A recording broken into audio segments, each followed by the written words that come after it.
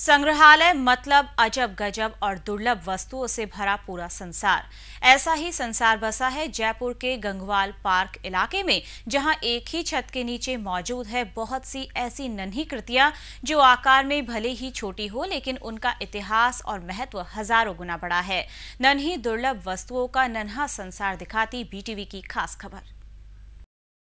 खरगोश के बाल पर अपने बाल से संस्कृत भाषा में लिखा गया गायत्री मंत्र, हाथी दांत के टुकड़े पर लिखा गया भक्तांबर का पूरा अध्याय, अंगूठी से भी छोटे आकार पर लिखे गए गीता के 3 अध्याय। सुनने में सब भले ही अटपटा लगे, लेकिन यह सब है हकीकत, और हकीकत की तस्वीर लगी है जयपुर के श्री रामचरण प्राच्य विद्यापीठ एवं संग्रहालय में। ऑनलाइन इस जमाने में पर्यटक जब इस म्यूजियम में सहूलियत से रखे गए भोजपत्र, तामपत्र और ताड़पत्र को देखते हैं, तब उन्हें कागज का इतिहास पता चलता है। इसी तरह जब वह यहाँ कछुए और मगर की खाल से बनी ढाल देखता है, तब उन्हें बुलेट प्रूफ जैकेट का इतिहास पता चलता है। राजस्थान पर्यटन पर आए पंजाब के इस दर्शक से बीटीवी ने जाने उसके विचार। पंजाब से यहाँ पर घूमने आया था तो सारा जयपुर घूमा। जयपुर घूमने के बाद हमारा जो गाइड था वो ये इस म्यूजियम में ले आया हमें। ये मेरे को बहुत मार्वलस लगा।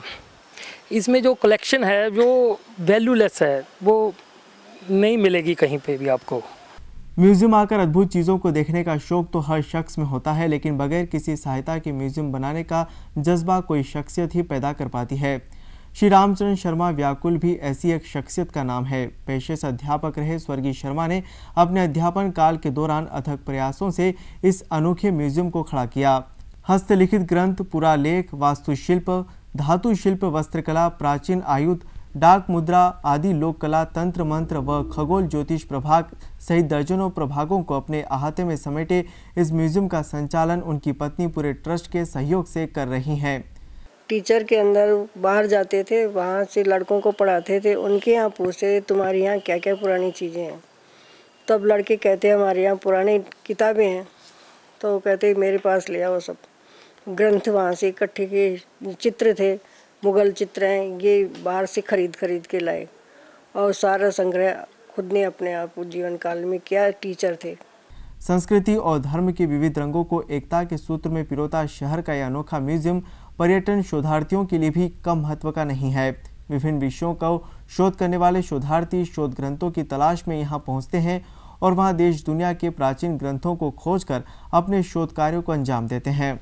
दुर्लभ वस्तुओं में एक तो शोध छात्रों को ना जो उनका विषय होता है, जो उनका रुचिकर विषय होता है, अगर वो हमसे साहित्य का मांगते हैं तो हम लोग साहित्य भी उपलब्ध कराते हैं। तो वो जो आते हैं छात्र, उनको ये बता देते हैं भाई आपका विषय क्या है, और वो विषय के अंतर्गत जो उनको उपलब्ध चाहिए होती है वो सामग्री हम लोग, साहित्य है, कला है, संगीत है, सारे जितने जो पूरा जो बहुआयामी जो विषय हैं वो सारे हमारे यहाँ पर उपलब्ध हैं।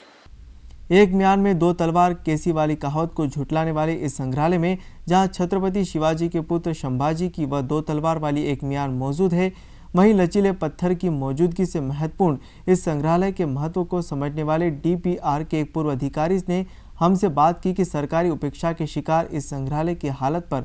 आइए देखते हैं वे किन शब्दों में वे महत्व वाले इन स्थानों पर अपनी पीड़ा को बयां करते हैं।